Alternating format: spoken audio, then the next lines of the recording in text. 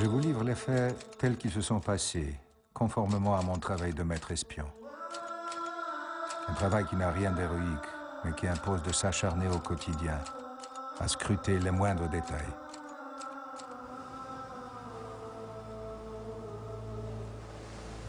Au soir de sa vie, un homme décide de faire le récit de ses aventures. C'est un ouvrier à la retraite. Il est polonais.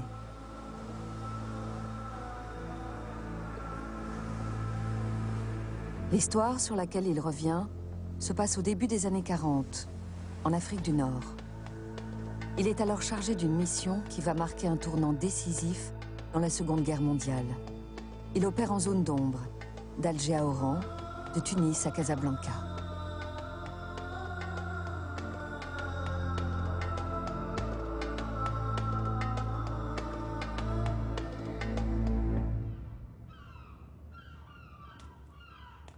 L'espionnage existe depuis toujours, mais les réseaux dont on parle sont ceux qui ont été démantelés. La plupart des opérations réussies demeurent en effet secrètes. Mieczysław Slowikowski en sait quelque chose. La sienne fut un succès absolu, et pourtant elle est passée inaperçue. Ou peut-être l'a-t-on délibérément ignorée. Or, c'est elle qui permit de mener avec succès l'opération Torche, le débarquement des Alliés en Afrique du Nord et leur première victoire pendant la Seconde Guerre mondiale. Slowikowski, nom de code Rigor, arrive en 1941 en mission secrète à Casablanca. Au moment même où, de l'autre côté du globe, on s'apprête à tourner le film d'amour légendaire du même nom, véritable fresque de l'histoire, qui s'écrit alors de ce côté de la Méditerranée. Casablanca, city of hope and despair, located in French Morocco in North Africa. The meeting place of adventurers, fugitives, criminals, refugees lured into this danger-swept oasis by the hope of escape to the Americas. But they're all trapped, for there is no escape. C'est ça, Casablanca en 1941. Une souricière. Une ville faussement paisible où se jouent des milliers de destins. Escale vers la liberté pour les réfugiés de toute l'Europe, c'est aussi un repère d'aventuriers. Un nid d'espions. C'est dans ce décor que Rigor opère, mène sa guerre de l'ombre. C'est en silence, dans le secret et sans pitié qu'on livre cette bataille, en ayant rarement recours au pistolet ou au couteau, car cela ne sert qu'à vous dévoiler aux yeux de l'ennemi. Les armes véritables sont l'homme lui-même et ses qualités, son savoir, son expérience et son intelligence, sa ruse et sa capacité à prendre rapidement les bonnes décisions. Il faut être fin psychologue, avoir du sang-froid, du courage et surtout de la chance.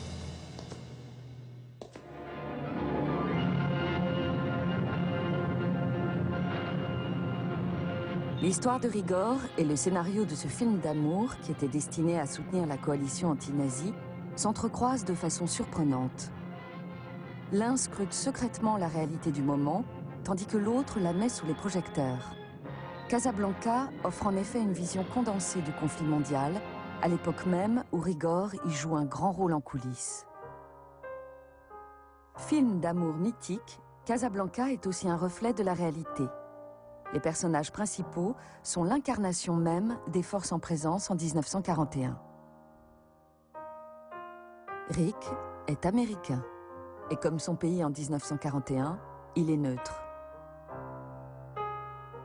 Ilsa Lund, l'amour de sa vie, est comme l'Europe. Son destin est scellé à ceux qui ont choisi de s'engager. Louis Renault, le chef de la police, c'est la France de Vichy. Opportuniste, il attend de voir comment le vent va tourner. Et puis, il y a bien sûr quelques Allemands, très élégants, mais foncièrement mauvais.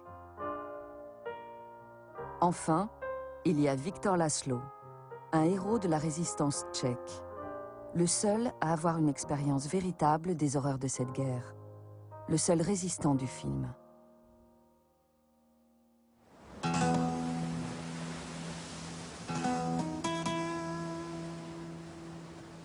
Comme dans le film, Casablanca abrite bel et bien en 1941 un Européen de l'Est déjà victime de cette guerre.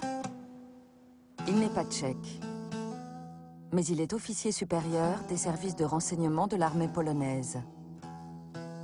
C'est Rigor.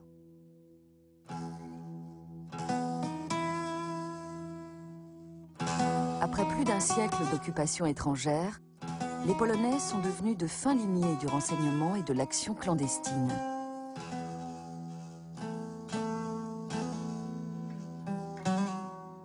Mais cela n'explique pas pour autant la présence de Rigor en Afrique du Nord. Que pouvaient donc faire les services de renseignement polonais dans les colonies françaises pendant la Seconde Guerre mondiale? Prisonnier d'un mystérieux silence pendant plus de 60 ans, le secret de cette histoire était gardé à Londres. La capitale britannique abritait pendant la guerre le gouvernement polonais en exil, dont le Premier ministre était le général Sikorski. Et c'est dans le musée qui porte son nom que sommeillaient les archives dévoilant le rôle de Rigor.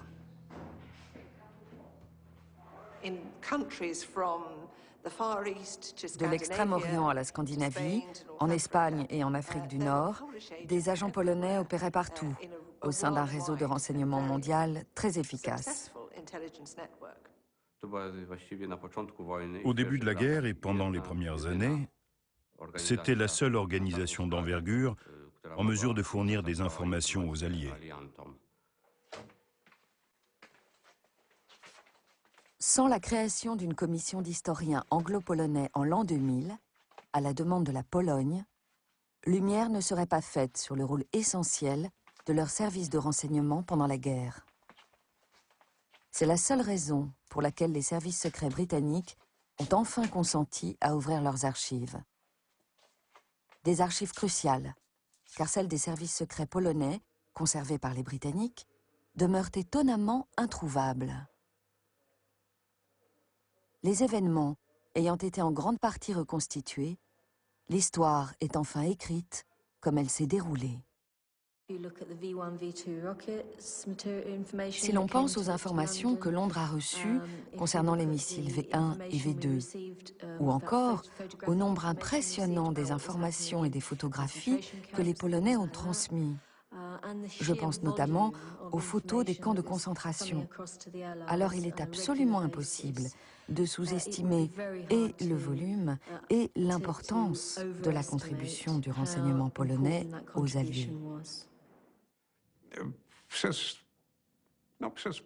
Pendant quelques années, en fait, les renseignements britanniques ont été des clients des services polonais. Longtemps occultée, la contribution des services de renseignement polonais, et donc de Rigor, fut bel et bien essentielle. L'histoire commence avec l'invasion allemande et soviétique de la Pologne en 1939. Rigor n'a alors qu'une priorité, rejoindre les forces militaires polonaises qui s'organisent en France. Seulement voilà, à peine y arrive-t-il avec sa femme et son fils, que la guerre le rattrape.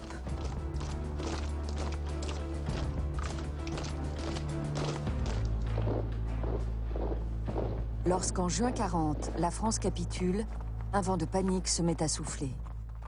Obligés de fuir, les troupes britanniques vivent un enfer à Dunkerque. L'armistice franco-allemand ne les concerne pas. Pas plus que les Belges, ou les 80 000 soldats polonais qui combattent sur le front et n'ont d'autre solution que de gagner Londres par leurs propres moyens. C'est de ce côté de la Manche que le général Sikorski reconstitue l'armée polonaise.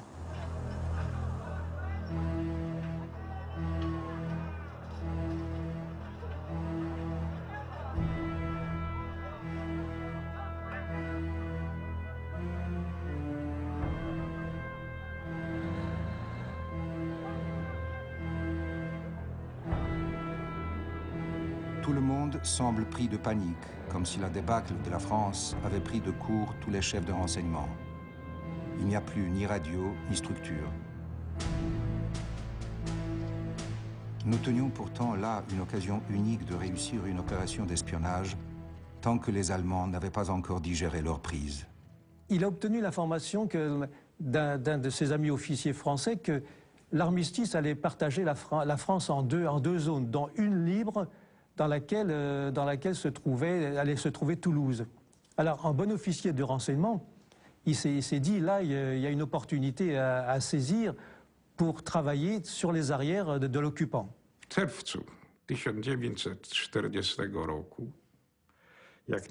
En juin 1940, quand les Allemands ont envahi la Belgique, la Hollande et la France, les services de renseignement anglais ont perdu tous leurs agents dans ces trois pays, et ce jusqu'au début de 1941.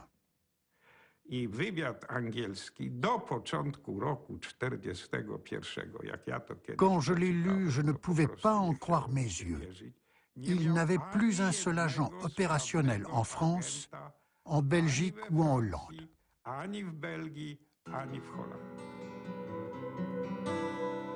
Les Polonais, eux, ont encore 3 hommes en France. C'est ainsi qu'en juillet 40, le commandant Słowikowski, dit Rigor, le commandant Zaremski, nom de code Tudor, et le capitaine Tchernawski, nom de code Armand, montent le premier réseau polonais.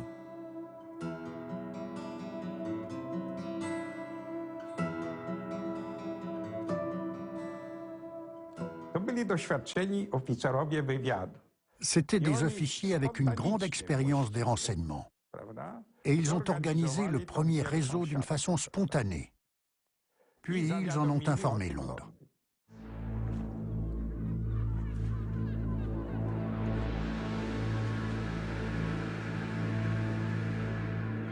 Londres demande à Tudor de s'occuper de l'espionnage à Vichy et de prendre la tête du réseau F2. Armand, lui, doit mettre en place un réseau indépendant à Paris qui sera connu sous le nom de Inter-Alliés. Je mets en place un système de vérification pour empêcher les agents ennemis d'infiltrer notre organisation. Un jour, un officier arrive en racontant qu'il venait de s'échapper d'un camp de prisonniers de guerre en Allemagne. Nous vérifions. L'homme est un imposteur, un espion allemand, pas un Polonais. Il a usurpé l'identité de quelqu'un qui est mort en captivité.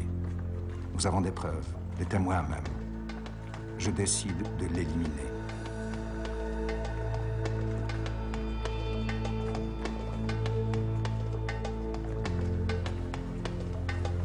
Par chance, j'avais un ami dans la police française qui étouffe l'affaire. Au fil du temps, il est devenu un ami très proche.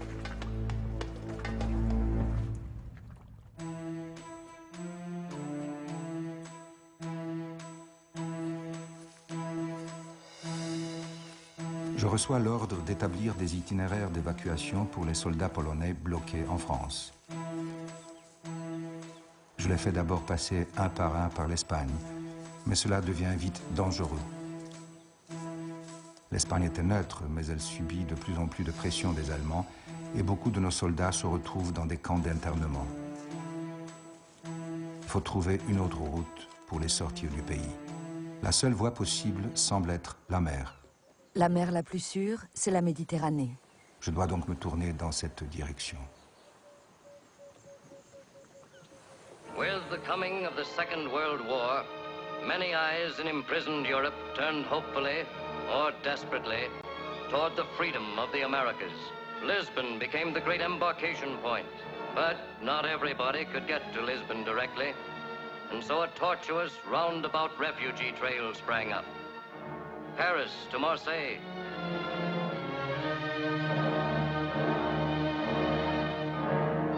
Across the Mediterranean to Oran.